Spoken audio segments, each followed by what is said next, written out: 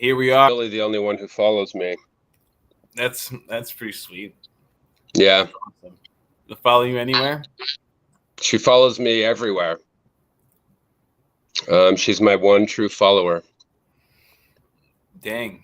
But actually this morning she was doing her own thing, and I spent 45 minutes walking around my neighborhood looking for her. She's definitely in charge. You follow her around then? I follow her. Yeah, most of the time I follow her. That's funny. We have 10,000 followers between our Facebook and our Instagram. Nice. And you're supposed to be looking for questions too. As we're talking, they should be typing in questions. I'm not very active on the old Facebook, so it's going to be hard. We'll see. I don't know. See what we get. I don't know if this is going to make it into the people's places or not. We'll see. But it will record this, and this will exist here, or no? Yeah, we can record it and send it out. So let's go ahead, Scotty. Okay. Let's go ahead and start it off. I mean, you're the one putting on this amazing event, and we're just here to put up a dome. Yeah. So let's dive right into it. Or is Steven going to join us, or Thatcher? They said Thatcher was driving with some bad service, but Steven should join us. He said in a minute, but we can go ahead and start whenever you'd like. Okay. Well, yeah, let's get going, and then Steven will join us. So this is also Steven from the World Hemp Alliance. So yeah, thanks for joining us, and thanks for doing so much work and pulling this together. It was really sweet. We were chilling at a house in Park City, and we got wrapping, and next thing I knew, it was like 4:00 in the morning, and we had like reinvented all kinds of new things, and it's a really fun discussion. And you were talking about hemp, and I was talking about toilets, and somewhere along the way, I was like, do you want to come to Building Man and help us build a hempcrete dome, which is something that I've seen it bouncing around here in Utah over the years, and I've spoken about it with several people, and the feedback that everyone it's like, oh, it's so hard and it doesn't really work. And I was like, I think you just need the right people who know how to do it. There's a technique to this. And so I'm really excited to talk to you, and you've got a decade on this with these guys, and Steven, who's got another decade on it, who've been working on it. So I'm really excited to bring this expertise with people who've kind of figured this thing out, because it is so cool. And before we get into it, I just want to let everyone know how awesome it is that we're going to use hemp from our neighbor, who's actually right next door to us at the Jank Star. We're literally going to drive up the road, load up a truck of hemp, drive it down, and make a structure out of it. It's just such a cool thing that this thing really just kind of fell together in such a beautiful way. And so anyway, thank you for putting in all the time and energy and pushing your buttons, and all of a sudden getting all these amazing people just jumped on board. So I'll ask you to start out with, how did you get into hemp? What are your roots in it, and why are you excited about it? And what is this to you? Thanks, Scotty. And we got Thatcher here too, and I'll have him say why he got into hemp. Thatcher Mickelson out of Vermont. But yeah, I got into hemp about 11 years ago when I got into sustainability. And I was looking, I kind of discovered a lot of the world's problems and our wasteful ways. And I said, what's the solution? And I discovered regenerative agriculture. And regen ag is still, I believe, one of the top ways we can help heal our planet and heal ourselves, have healthy food at the same time. And along that route, I discovered hemp, and I realized that we weren't told anything about hemp. They made it illegal back in the 30s, and it stayed that way for until just a couple of years ago. So I was blown away by all the things hemp could do, and everything you can make out of hemp, how it could heal you, how it could heal the planet. And so I just been passionate about the space for 10 years now, connecting with some of the top leaders in the space, building this World Hemp Alliance, and everyone that we accumulated as allies over the years are this is part of their life's work. They didn't get in this because of a green rush or fad or CBD. This is their life's work. So just excited to help move the needle forward and bring the right people together. Cool. And how about you, Thatcher? When did you get into hemp, and what is it about hemp that you love? Hey guys, I apologize. I'm driving, so I'm going to keep my eyes on the road and do my best to communicate clearly here. The story. He won't pierce you with those pearly blues. I'm doing my eyes are green. Dang it! So yeah, I mean, actually, way back. So when I was 16, my sister told me to read this book, "The Emperor Wears No Clothes" by Jack Herer, and that book really changed my life, along with many other people in the hemp industry. I firmly believe that if it wasn't for that book, we wouldn't be experiencing this modern real renaissance at the cannabis plant, both THC stuff, the work Jack Herer did with THC, and also all the truth and knowledge he spread about the hemp plant and how much it can help with industrial materials that are non-toxic to help address our everyday needs. Everything that you come in contact throughout the day that aids you in your modern life could actually be made from hemp. Even future materials that could replace plastic and steel. And I'm even reading about and talking with people that eventually in the future may even be able to make glass out of hemp cellulose. Who'd have thunk it? It's totally incredible. But it's an exciting space to be in right now. There's a lot of really smart people in it, and it's really exciting to see serious people starting to take hemp seriously instead of all these years of saying, "Hey, a bunch of hippies," So it is, but at the same time, it's still important to do fun experimental things like this dome to make a statement or make a point, and that's what I'm really excited about with this Hemp Dome project. But yeah, that's how I got into hemp. I've told many thousands of people about hemp over the years, especially with being the founder of Eat More Hemp and sharing the knowledge about how healing hemp foods are and CBD is. And now we're looking to do the same thing with Build More Hemp, right? I like that. Build more hemp. No, and I can attest to that. Thatcher's talked to thousands and thousands of people personally about the hemp plant. He's a walking billboard for the hemp industry. The whole industry should thank him. We got to thank each other. Yeah, we're all in this together, and there's a lot of work ahead of us, but it's going to be it's going to be a wild ride in the next coming years. So I'm curious. I don't know if you guys noticed this, or maybe you can shed some light on this, but I don't know, maybe 10 years ago, there was a big surge in the hemp industry. There was hemp shops popping up. There was a lot of hemp clothing cruising around. You'd see hemp clothing at the music festivals, and I don't know, it just seemed like there was a big surge. And it was, I remember in 2008, 2009, thinking, oh, this is so cool. The hemp is making its big debut here. And then it sort of just disappeared for a while. And now it seems to maybe be coming back. And there was this push around CBD, and everyone was growing hemp. And now there's some weird thing going on with hemp. Can you guys does that make any sense, or am I just? No, yeah, it's very interesting to see the space kind of evolve. From when I first discovered hemp, 10, 11 years ago, the amount of people that every time you told someone about hemp, they would say, "Oh, can you smoke it?" That was the first question. And so it's part of the propaganda of not people knowing what hemp can do and what its abilities are. And then part of it was just the legal. Colorado was the first legal state, I think, in 2014 to grow hemp, 2013. And it just became federally legal 3 years ago now, end of 2018, started 2019. So it's in its infancy stage, and the processing is not set up anywhere in the country.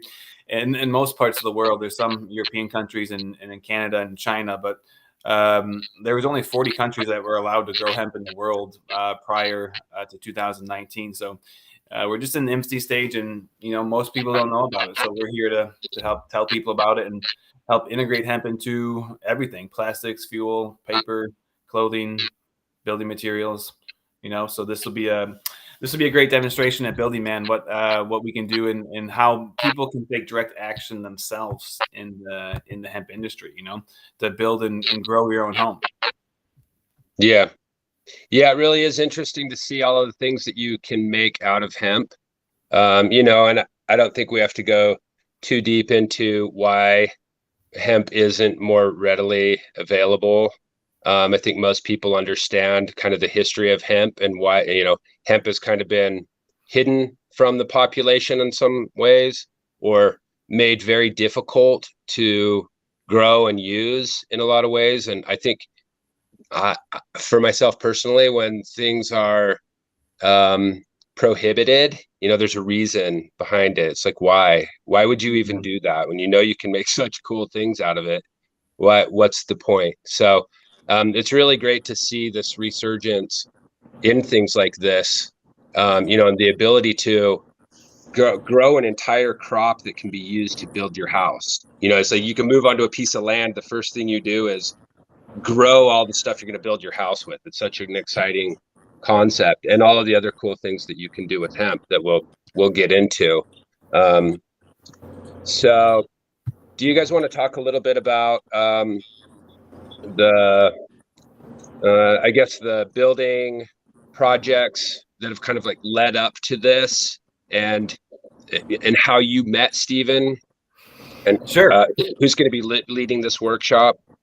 Yeah, no, thanks. So I've been in carpentry since I was a teenager. I took building trades in high school. We built 2 houses from the ground up, and then I went to work in the carpenters trades and carpenters union for a little bit, and rehab some of my own houses. So I've always had a passion for working with my hands and building stuff. And around 11 years ago, I got into sustainable housing and sustainable living, and I recognize domes as one of the strongest structures in nature. They'll last like 1,000 years. They're good at hurricanes and earthquakes, and they're relatively easy to build. And so when I always wanted to do a dome for my own house, and I haven't seen any hemp domes out there that are made completely out of hemp. And so I met Stephen Clark, who's going to be leading the workshop with Heaven Grown and Growing for Them. About a year ago in Mexico, we put on an event with actually Dan Hare, Jack Hare's son, and put on a little hemp workshop. And Stephen gave me a tour around Mexico. We went for 2 days, driving around to about a dozen of his job sites where he's built stuff out of earth and coconut and bamboo and sticks and you name it. He's been building out of it and teaching people. And so when I met you, Scotty, and you said you want to do a project, I said I want to do this hemp dome, and I kind of came up with the idea of using the hemp sticks to make the triangles. So we're making these 3 meter or 1 meter long, 3 feet long hemp stalks that will be the triangles we make for a reciprocal dome, and then basically make a nest with the 1/4 inch hemp stalks, and then fill it with the hempcrete. And I called Stephen, Scotty, after we came up with this idea, when I said, how experimental do you want to be? And you said, how experimental do you want to be? And I said, that's my kind of guy. And I called him. I said, Stephen, can this be done? He said, well, no one's been crazy enough to try it, but it can be done. He said, you can build a dome out of toothpicks if you want to. So we're putting this dome together. It's a 3-day project, Monday, Tuesday, Wednesday, kind of a hemp intensive workshop. And then the last 3 days we'll be putting it all together. But kind of just all came together, through just keep pounding the hemp drum. Cool. Yeah. So for those people who are joining, there's some people on the live. If people have questions, if you have questions, just go ahead and ask them in the comments section. I'm looking at the comments section on Facebook, and we can field those questions as they come up. And yeah. So, okay. So the reciprocating dome is kind of a twist on the geodesic dome. For those who don't know, the geodesic dome you have, it's basically pentagons and hexagons, and you can do 3 variation, 4, 5, 6, 7 up as high as you want to go until you eventually make a perfect circle. But you start with hexagons and pentagons that are connected together. It looks like our points that are all kind of connected together with either 5 or 6 points. And so most domes that I've put together and built, you take a pole and you drill a hole in it, and so you've got these 6 pieces that you have to bolt together, and then you get the whole thing all done, and you've got all these bolt patterns. In this scenario, because we're going to be using the hemp stalks, there's nowhere to bolt through these things, so you can't really do that type of dome. So basically, what we're going to be looking at is making these triangles that sort of overlap each other, and then we're going to tie them together with hemp rope, and then those triangles all connect to each other in the form of a dome. So I'm really excited to see that. It's going to be a beautiful structure just in itself, just with the hemp stalks tied together. And then we'll go through the process of making the hempcrete with lime, and we've got this hemp that we're getting from the neighbor, which is really exciting. So we're just going to drive that literally like less than a half down the road from where it was grown, throw it in a wood chipper until we get it to the right consistency, and mix this hempcrete up. Oh yeah, there's a photo. There's a picture of the thing that we're going to be building. Yeah, Stephen Clark made this little model today of what we're going to be building out of chopsticks. And these structures will hold at least 5 times their weight. So yeah, that's crazy. Fun. Yeah, that's really cool. Okay, so you see the first 3 days we're gonna have the base ready to go, so we can just start building this thing. But the first day we're gonna spend some time doing like playing around with the hemp. Yeah. Yeah, the first day we're going to be cutting all the stalks. We have 700 hemp stalks coming from our friends at the U.S. Hemp Brokerage, bringing them down from the Grand Junction, or the Palisades, actually. So we'll chop off the smaller branches, and then we need at least 300 straight ones out of the 700 of the stalks. So the first day we'll be preparing all the stalks, and then getting hempcrete kind of overall workshop. So you learn how to work with it, you learn how to mix it, you learn how to do it, and then we're going to be preparing the dome. And then day 2, we're going to be making all the triangles from the sticks, and then people will also be chopping up the wood, the hemp stalks from your neighbor for the herd. And that's day 2. And then day 3, we'll start putting it, if everything goes right in the first 2 days, we'll start putting everything together, and then look to finish it all through the weekend. Right. So the reason we're shipping these hemp stalks in versus using my neighbors, that hemp that they're growing is a CBD. And so they basically grow it into like a bush, and it grows really fast in a big, fat, wide bush with about a 1-inch stalk. So it's not much of a stalk versus the stuff that we're getting. Did you tell me that you had access to like the largest, like the winner, the largest? We thought we had Larry with Hemp Traders. He last summer he grew the world record hemp stalk. It was 22 feet tall. And we thought we had access to those, but he basically used them, all of them, from last year. So these ones are from the U.S. Hemp Brokerage, Jeff Cole, from one of his farmers right down the road in the Palisades. Cool. Okay. There's a little bit of tech that goes into figuring out what type of hemp to use. And the idea here is we're trying to build something that you could build anywhere in the world. And getting it to a point where we have all of the pieces and the components and the process dialed to where you could build a structure anywhere in the world that you can grow hemp. And I suppose you could get hemp just about anywhere in the world. But that's why we decided to go with using the hemp stalk as the structure itself. You could use a number of things for the structure. And then the hemp is basically the insulation and the finish. The finish part, that's the part that I'm really excited about. How you finish this thing so that it lasts. And that's always been kind of a trick. We've done a bunch of different cob workshops where we've made cob, sand, clay, and some carbon mixed together, cover something or build things. We've built all kinds of structures with it, and getting that finished layer is always kind of a challenge. And we've got a bunch of different examples at the Jank Star that you can come and see. This is what we did. This is how we did it. This is how well it's working. Some of them work really well, some of them not so well. But we're not using any concrete. There's no concrete at the Jank Star. We don't really use any new material at the Jank Star. You're not going to see very many new things there.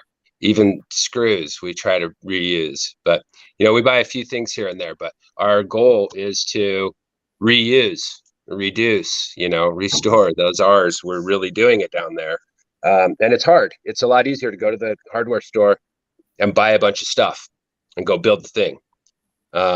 But you can go to the hardware store right now and realize that everything that you were going to buy is twice as expensive. So that's really great from that perspective. It's forcing people to be interested in this, take a look at this, this type of a technology. So that's pretty cool. And so, yeah, so this, what was Stephen was talking about, some of these structures in Rome, 2,000-year-old structures that have this technique that we're going to be learning. Or even yeah, I mean, the pyramid with the geopolymers doing the pyramids. There's been some scientists recently who I forget his name. I wish Stephen was here to share with us exactly. David Ortiz. Yeah, he's reverse engineered the method of how the great blocks were built for the Great Pyramids. They're actually cast on site. Is the theory, and what he's actually technically proven scientifically with basically replicating the exact same material that makes up those rocks that make up pyramids. So we're going to be implementing practices like that, making geopolymers with hemp. And Stephen even spoke about how we can make hemp graphene in the desert there in a 55-gallon drum in the absence of oxygen, similar to how you make like a biochar, but using ground up hemp stalks, powder, and sugar. And then you take that resulting slurry and you mix it with a high sand, and it turns it into like a ceramic coating that you can put on the outside. But even if we didn't go that far, even if we just made like a good quality lime mortar with the special binder that Stephen Clark's bringing from Mexico, that binds that lime powder really strong and binds with the hemp.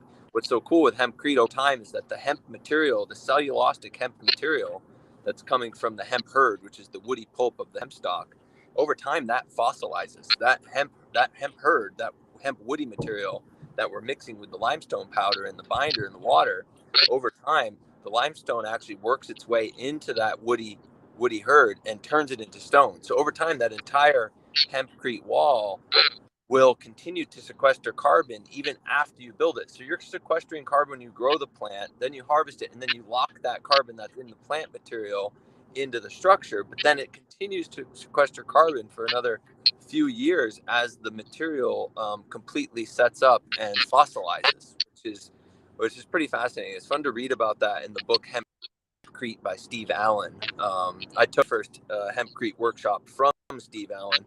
He's from Ireland. He's the founder of the International Hemp Builders Association, and he taught the first hempcrete workshop in the United States back.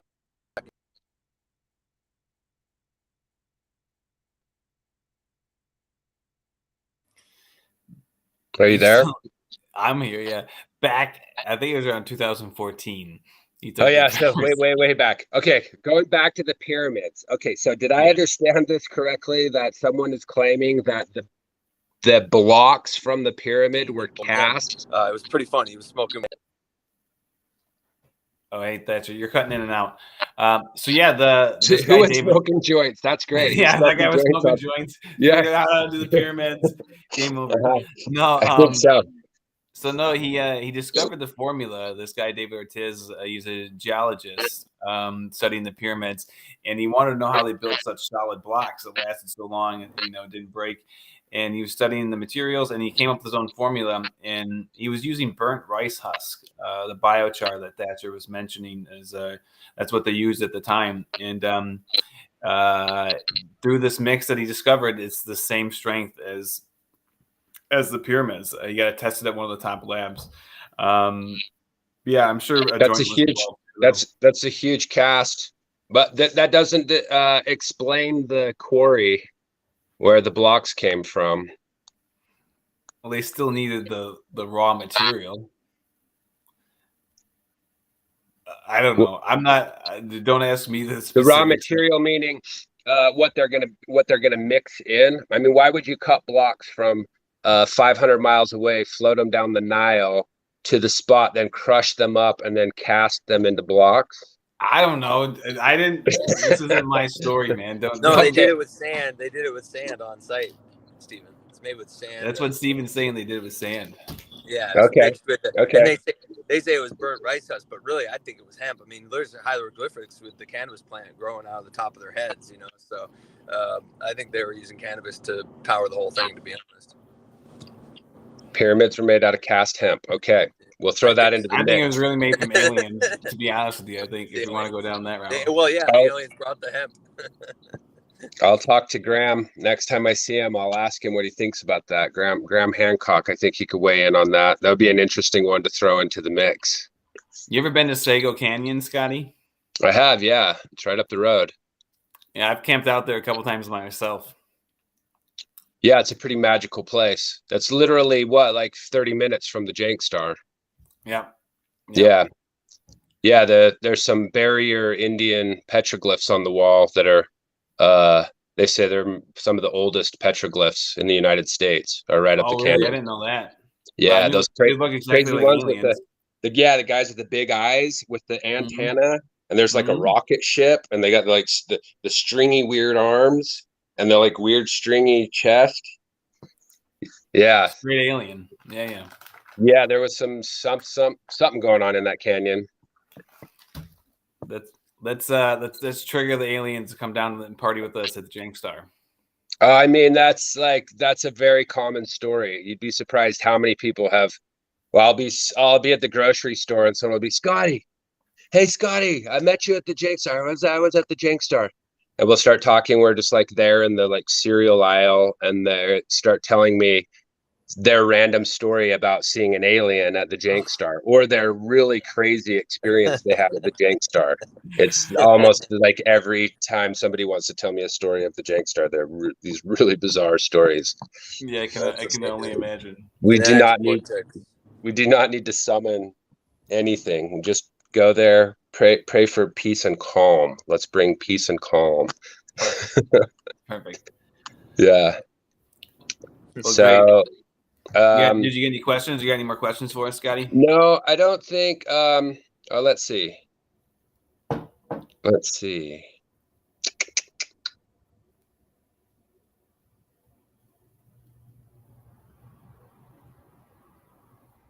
Okay, so where do you buy hemp? To make hempcrete, like where is the spot? Where could people go to buy hempcrete or buy hemp to make the hempcrete? So there's a few processors coming online right now. There's one up in northern Montana that ships nationwide, the bales of hemp hurd that are ready to be mixed. If you're doing a long-term, high-end, full-time residence like a fancy house, you want it cleaned hemp, low dust, count and low long fiber count, just cleaned hurd basically. So that's what that company IND Hemp out of Montana is doing, is cleaning the herd and then baling it up and shipping it in 40-pound bales. It's sold oftentimes right now. It's mostly being sold as like animal bedding, or like it's very popular for animal bedding. It's like the best type of animal bedding for horses, chickens, any kind of livestock.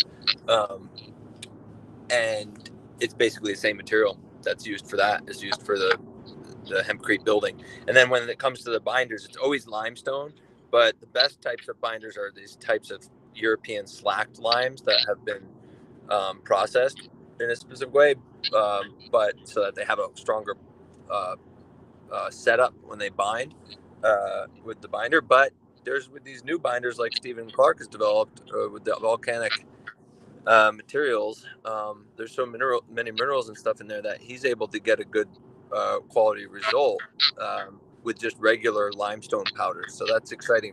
It's going to be the first time I've experienced making hempcrete in that way, but he does know what he's doing. He's done a lot of it, so it does work. I just haven't seen it with my own eyes. It's gonna be cool.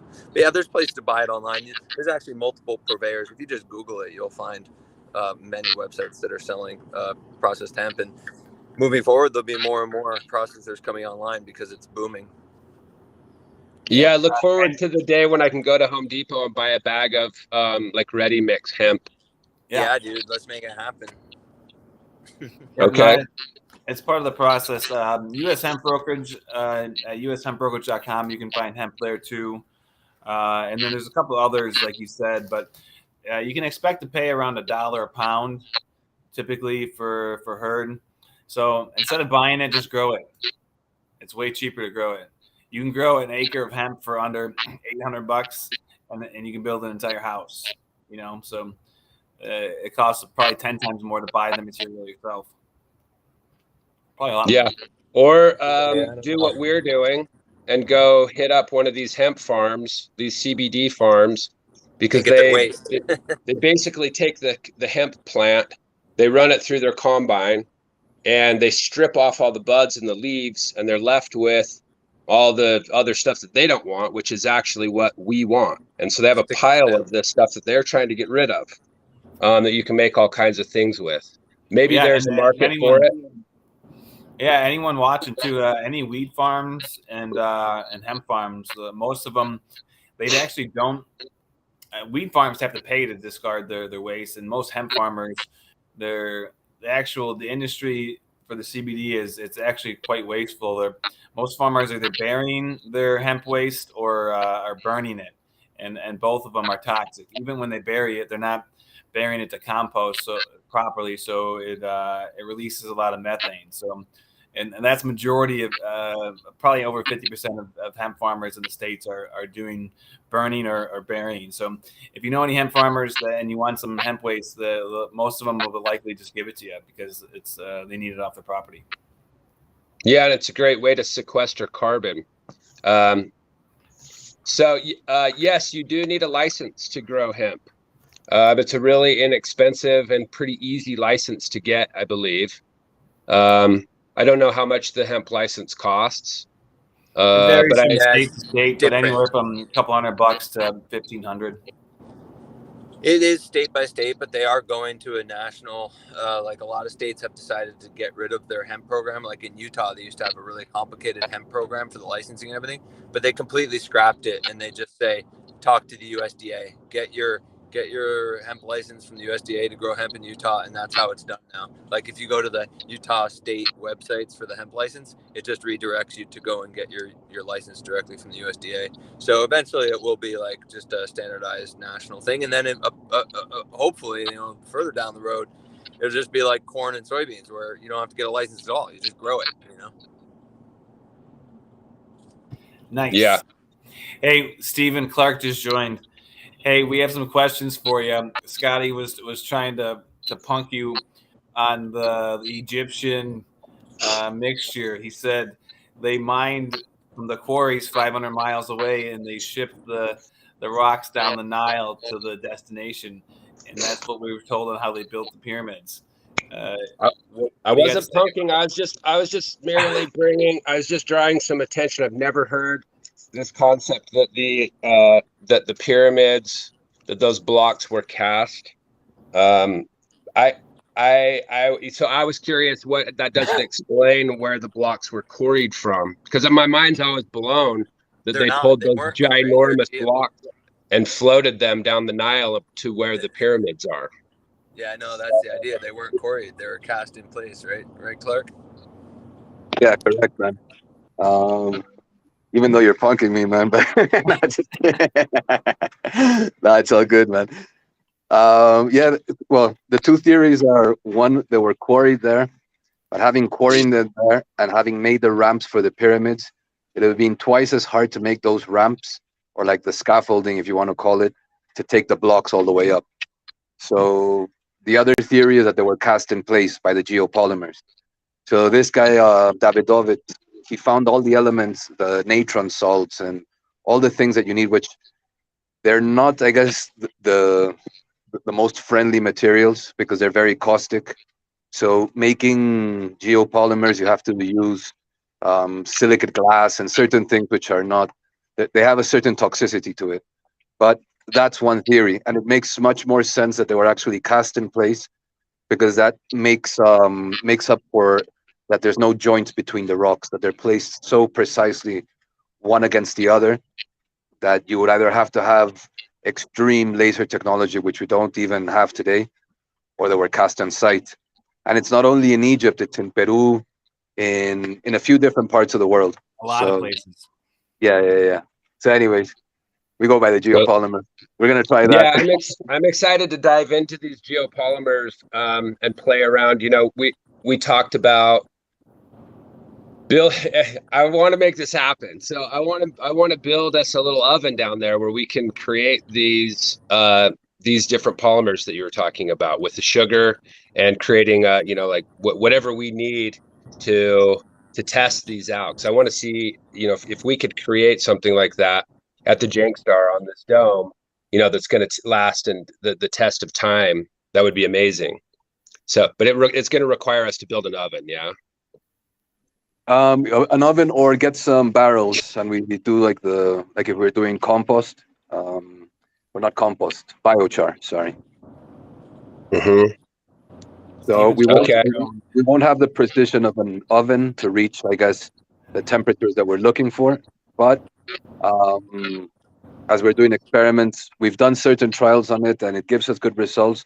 Obviously, it's not full-on lab results, but that's the whole idea about the workshop, that people come and learn, and they learn the basics of doing certain things like these binders. They learn more advanced things like the structures and the hempcrete, how to pour it and place it. But yeah, that's the idea, that we can do as many different mixes, binder mixes, how do you call it, geopolymers as well, and test them out. I sent some cocoa-crete out today too, Scotty. So Stephen will teach people how to build with cocoa-crete as well, because hemp is a great material, but it's not the only material that we can use, you know, in this earth repertoire. And yeah, make sure you get a couple steel drums, and you guys can start a fire and burn some stuff. Right on, man. Yeah, I think we're gonna make that happen. We're gonna make that happen. We're gonna make some biochar down there. We need to make some biochar anyway. Correct, because it has many applications. Like, depending on how you load the barrel or the steel drum, it's the resultant material. So you can go as extensive as trying to make materials that are similar to graphene or derived from plant, or you can make standard biochar, which is fantastic for the soil and regenerating everything around. So yeah, it's an excellent option. And a lot of people are using biochar in starting to use it in regular concrete as well. I think you can use. Someone told me like 40 to 60% supplement with biochar. Does that sound right, Stephen? Well, I've seen a lot of testing from very high loadings, like you say, 60 to 80%. We've done some testings as well from, I think the highest we've gone is 60%, and you get excellent results. The more loading you can put of the biochar, and it also depends what you made it from. So, for example, one of the ones that we're going to do is a silicate sand or desert sand, which traditionally is not the best for construction. But when you, I guess, transform it in the oven, the biochar that's resultant, or the coated sand that's resulted, it's fantastic for building. So you can use as little as 10, 20%, and you get a good increment of strength. Ideally, we've seen that around 40, 50% gives you the best strength, but it really depends what you're looking for. If you're looking for conductivity, if you're looking for strength, or if you're looking just for, how do you call it, mortar mixes or these kind of things. And that's something cool too, Scotty, as the space develops. We have some friends and some allies that are making hempcrete with graphene inside the mix. And so your hemp walls and your hempcrete will be your battery storage as well. So you can have your house and your battery is the same thing. Okay. Correct. Not only that, the kinetic movement of the building eventually, the building itself will actually be an energy generation device, not just a storage device, but buildings of the future made out of hemp that are high tech with circuitry will actually produce and store their own electricity. And process their own waste and produce their own food. And you can also filter the water because the carbons or high surface carbons have the option of capturing heavy metals. And so if you have a standard water filter with like the silicate sands, the gravels, you can even put plants, depends how extensive you want to go. But in one of the final filterings, you put these high surface area carbons, you can really filter the water to 99%. It's similar to like there's a device called Lifesaver, which is made out of graphene membranes.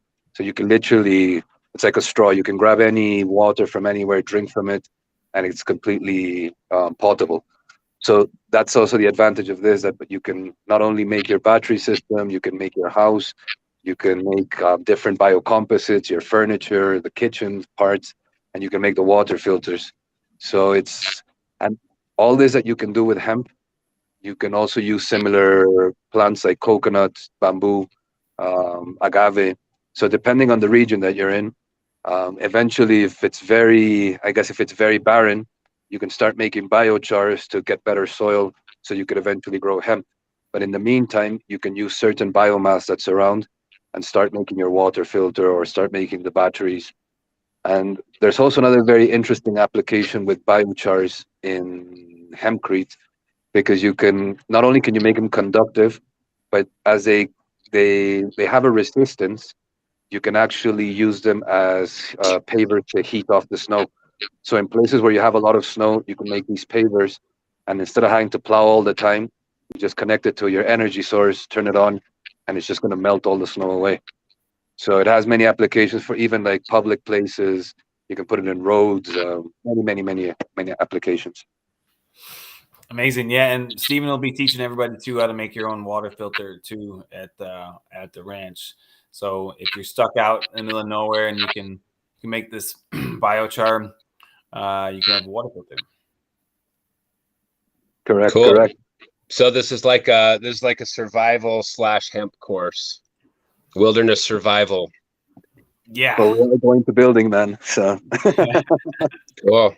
You might need that water bottle filter at some point during building, man. You never know. Exactly. Stephen, I think, could survive anywhere. Well, we try Okay, to. so there's a couple questions here. Someone asked if anyone knows if plasma plants still exist. I don't know what that is.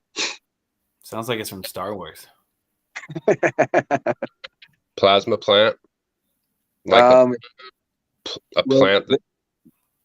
Like there's the plasma generators, like for soldering, and it's basically just extreme high temperature. But I'm not exactly sure what they're meaning or what application they're asking. I think they might be punking us. Yeah, maybe it was just a made-up plant. They're mocking us because hemp can do so much.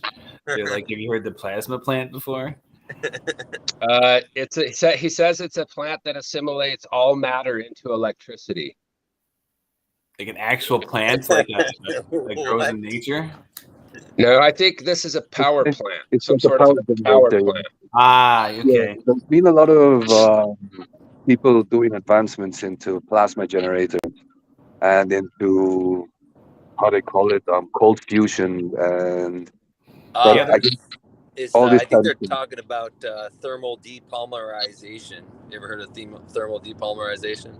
So you can like turn plastics and all waste back into like neat oil with a plasma gun under thermal depolymerization. That might be what they're getting at, but it's totally off topic from that.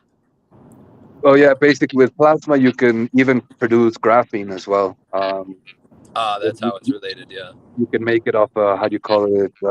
Literally, it's just a plasma generator, which it's you connect it to a soldering device and create extremely high voltage inside like a vacuum tube, and that high voltage will just basically carbonize everything.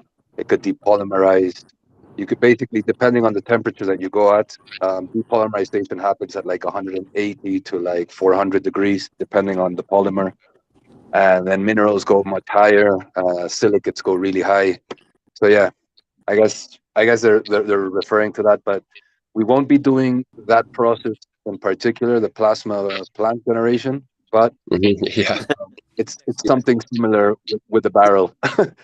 I will definitely have my plasma cutter there, and we are Oh, probably going to cut some holes into a barrel and weld some things to a barrel so that we can make biochar and other cool things with this hemp and see what we can come up with.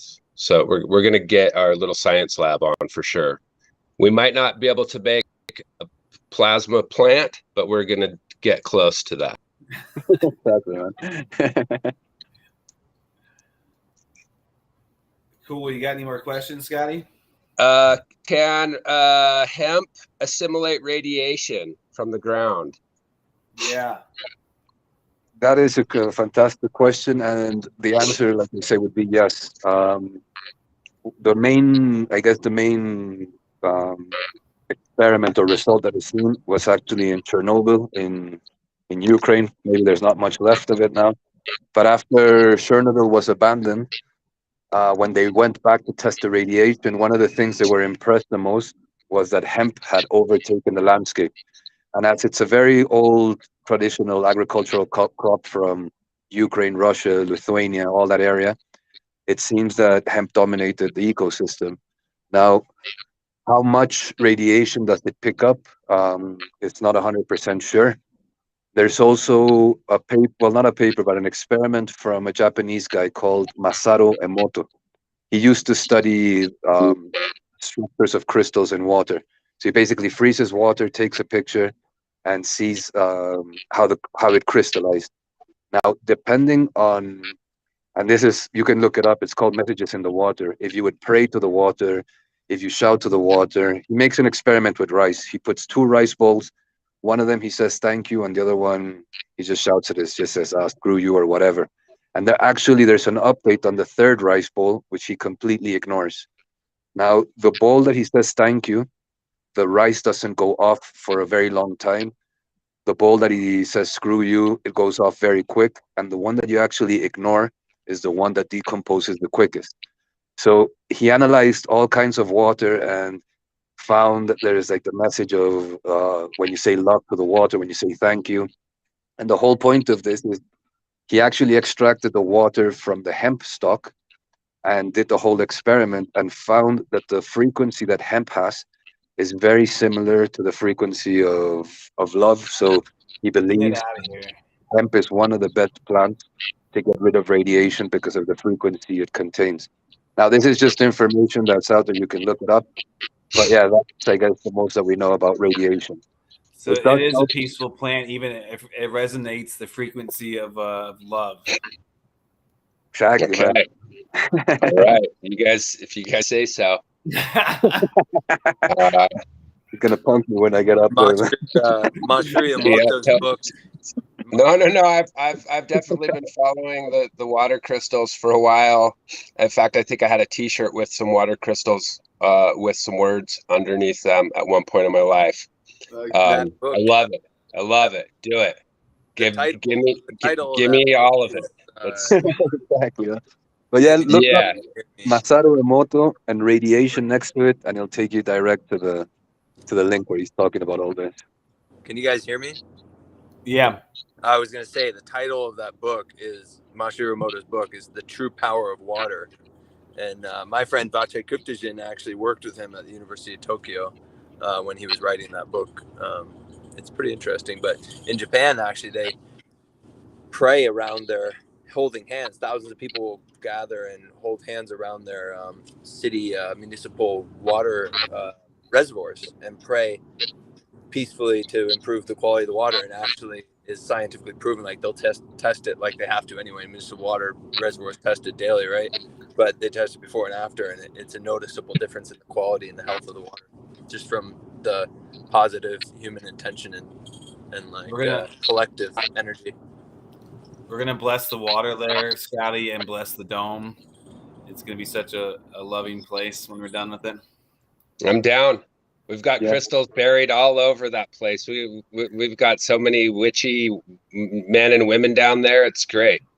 I love all aspects of human consciousness and the things that we can come up with. And you know, I'm not going to say it is. I'm not going to say it isn't. I don't think anybody really knows. But I have a Geiger counter on the front of the flying saucer. You know, I think the best way to test this theory is to grow some hemp and see if we can find some radiation with the Geiger counter. You know? Oh shit! Right on, man. First, we need to make sure that there's radiation there. Oh, there's radiation there. We know that there's radiation. Yeah, isn't that where they tested all the atomic bombs? Yeah, that's where that's where they shot them from. Actually, they shot the bombs from Green River out to White Sands. The missiles actually left from the Air Force Base in Green River. Oh wow! So we didn't get the gnarly explosions, but there's uranium mines all over down there. There's one right up the canyon. I can take you to it. We can just go hop in there, and yeah, you can feel the power. Amazing. Yeah, I like feeling the power. Great idea. But yeah, Scotty, I'm gonna have to get going soon. I gotta get some dinner for the fam. But, okay. Well, I'm looking forward to getting you guys out here next week. I'm actually headed down there right now, so we're gonna go. I'm meeting with the crew, and we're gonna go start getting ready, getting the space ready for you guys.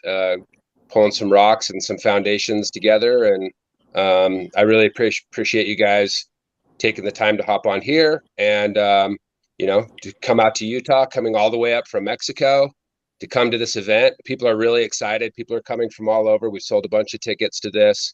Right now, everyone's asking me about volunteering. If you're looking at volunteering for this course, I'm sorry, those volunteer positions are full to the brim. But if you want to come and learn this amazing technology, come to the Jank Star. It's like, you know, you're going to buy $150 ticket to come to Building Man, and it's another $150 to learn this for a 3-day course. It's a really good deal. You're never going to find $150 hempcrete course anywhere on the planet. Guarantee you. Yeah. I saw one, Scotty. It was like a 3-day course for like $800, and you sat in a building and you worked in like a controlled area and built like simple shit. So this is a pretty good course. I'm pretty happy. Yeah, no, this is the real deal, and people will be able to come and see all kinds of other cool technologies that we have at the Jank Star. Composting toilets. We've got a water catchment system. We have a bunch of cob structures. We have a straw bale structure. So people will be able to come and really see, you know, we're running this whole event off of solar power. They'll be able to see working solar systems and ask questions about these solar systems. And so it's not just the hempcrete that's really interesting. We're trying all kinds of stuff down there. So it's a good time. There's going to be a lot going on. There's a lot of workshops, yoga and sound healing and breath work. And, you know, of course, there's the river and the beach, and people are going to be playing in the water and hanging out at the beach, and it's a good time. And don't forget the music. I think there's going to be some music afterwards or something. So yeah, it's going to be fun. So anyway, thank you guys. Thanks for your time. We'll let you go, and we'll see you all down in the desert. Awesome. Thank you very much, man. Hope to see you very soon, man. Okay, see you guys. Take it easy.